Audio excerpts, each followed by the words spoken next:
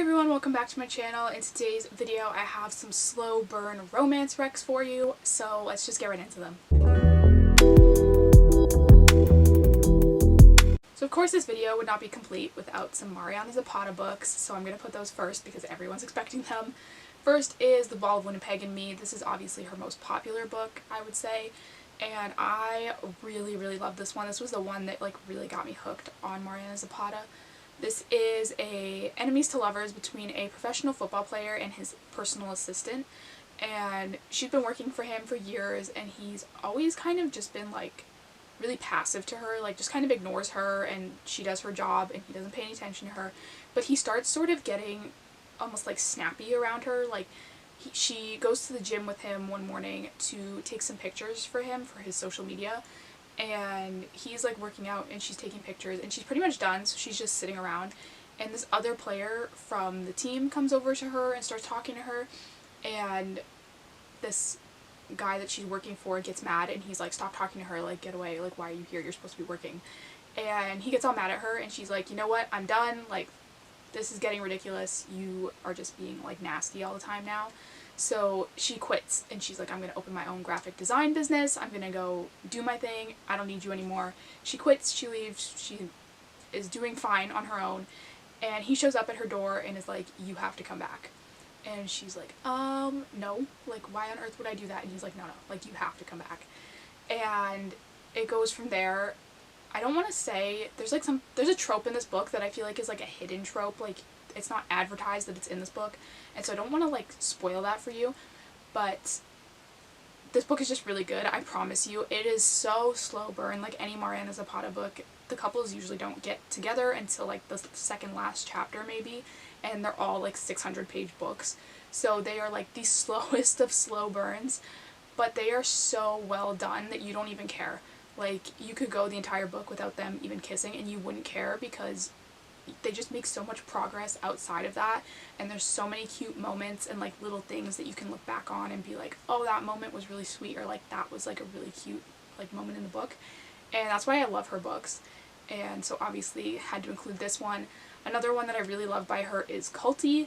This one is a soccer romance, but I sort of like that in this one it's a sports romance, but the female is the athlete, and it's about a female soccer player who is playing soccer, obviously, and there is this guy who she worshipped as a kid. He was a famous soccer player, she had posters of him on her wall, and he was always the kind of guy that she looks up to in the sports world, and he ends up becoming an employee of her team, he becomes the coach basically, and so he's around all the time, and at first she's super excited. She's like, yes, this guy is coming, and I've looked up to him for years and I'm so excited to see him and meet him and have him be my coach and all these things. And he gets there and he is just so rude to her and her dad, and she's sort of standing up for herself, where she's like, no, you can be rude to me, I don't care, but you don't be rude to my dad.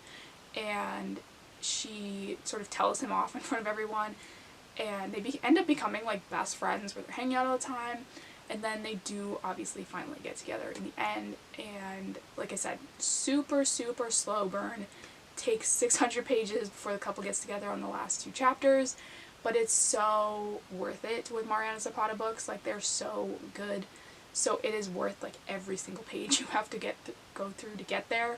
So those are the 2 I'm going to talk about in this video, because those are the only 2 I've read, but I really love both of them. Next is Hold On Tight by Abby Glines. This is part of the Seabreeze series. I don't know which number it is. It's towards the end, I think, but you don't have to read them in order. You could just read this one. And this one is another really slow burn. The Seabreeze series basically follows this friend group that live in this small town in Alabama, and all of the things that they do. Each book has a different couple. I believe there is one couple that's duplicated in the series, but this one is about a guy who goes back to his parents' house to just visit them during the week, and he's over at his parents' house when he notices that there is a car at the house across the street that has sort of just been empty for a while, and he is like, oh, there must be someone new who moved in there.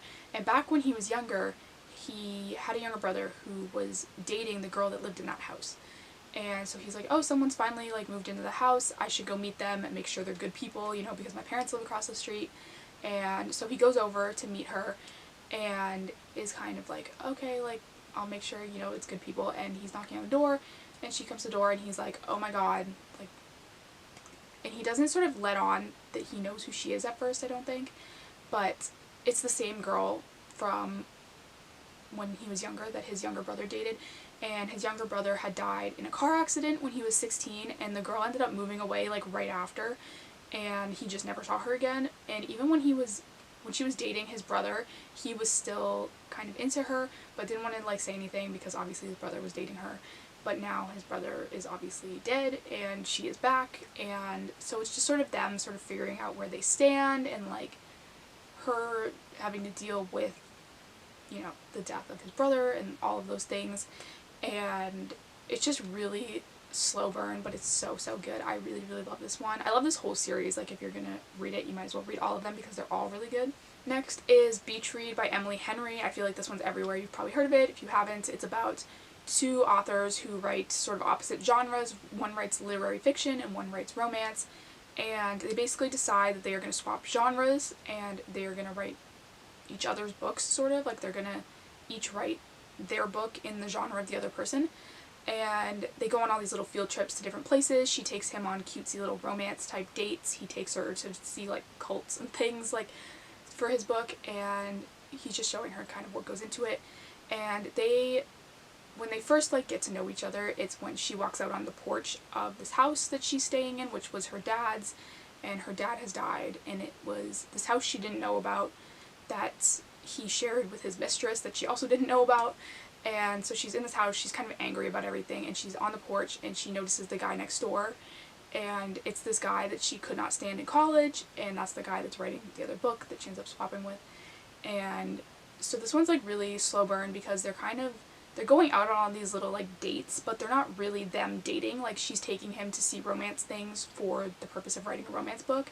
So they're not so much like they're dating, but they are going on dates. So I found it was really slow burn in that aspect where you're like, okay, come on, like you guys know you want to get together, you know? And so this one definitely had that going for it. Next is Shacking Up by Helena Hunting, and this one I don't see talked about too much, but this is the first one in a series. It is a standalone though, like you could just read this book. And this is about a girl who goes to this party and this guy like coughs on her and then kisses her, and she ends up like really sick the next day where she loses her voice and like can't talk. And she's like an actress or a performer. She's auditioning for all these like plays and things, and she ends up losing the role that she really needed because she's about to get like evicted and has all these bills and like needs the money. And she goes into this audition and can't even talk, and she's like, I hate that guy, like he's the absolute worst. And she's telling her best friend about everything that happened, and her best friend's like, well, I have a friend who's going on business, like a business trip. He's going to be away for like 2 or 3 weeks. Do you want to pet sit for him? She's like, I was going to do it, but like you obviously need the job more than I do. And so she's like, okay, like maybe like if you can talk to him, like that'd be fine. And she's like, okay, cool, like we'll go out for dinner, you know, you can talk to him, find everything out and go from there. And she goes, and the guy is of course the guy that's coughed on her at the party the week before or whatever it was. They do end up agreeing to her pet sitting for him. He goes off on vacation, but the whole time he's gone, he just like can't stop thinking about her.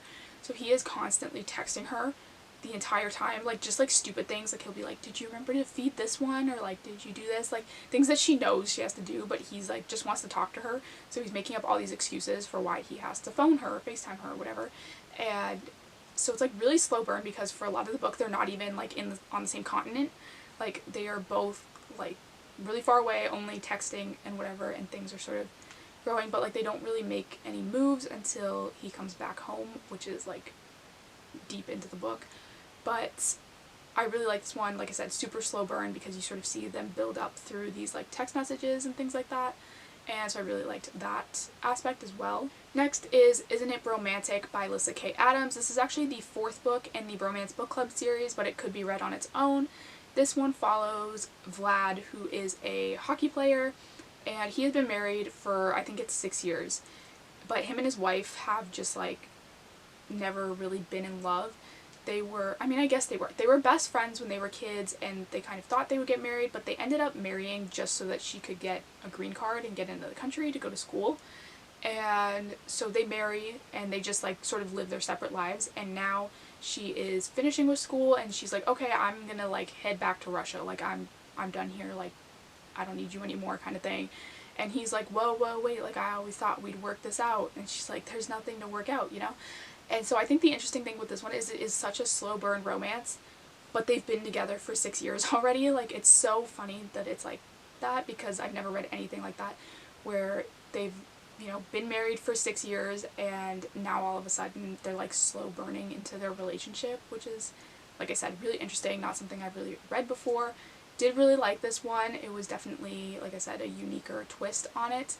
And like I said, you can read this one outside of the series, so if you haven't read the first 3, don't worry about that. You could read this one on its own. Next is The Love Hypothesis by Ali Hazelwood. This one is obviously super hyped this year, and this one I found was kind of slow burn as well, because they're like fake dating. I feel like any fake dating book probably counts as slow burn, because they're sort of like, oh yeah, we're not together, but you know they're gonna end up together because they just have to. And I feel like this book follows that. It does have the fake dating trope, like I said. So this one follows a girl who went out with this guy a couple times and just wasn't really vibing with him, but her roommate was like really vibing with him, and so she breaks up with him, and her roommate doesn't want to date him because of like girl code. She's like, no, I'm not going to date like your ex. And the girl is like, no, like seriously, date him, like I don't care. And this best friend just like refuses to date him. So the main girl decides that she's like, takes it upon herself that she's like, I'm gonna find like a fake boyfriend to prove that I've moved on and she can get with this guy that I don't even care about. So she tells her friend that she's going out with this guy, thinking nothing of it, but then she ends up running into her at the lab at the school that she's at. And so she grabs the first guy walking the hallway and kisses him, just to sort of make it look like, I guess, they were on a date or something like that. And it is this like super grumpy professor that everyone knows as like the hardest marker, and like the one that like no one wants to like be grading their things and things like that. And so they sort of fake date for a while, and obviously with that there's a lot of slow burn going on. And really love this one as well. It takes place in the school. They're like PhD. She's a PhD student and he is a professor. So it's sort of an interesting dynamic going on with that as well.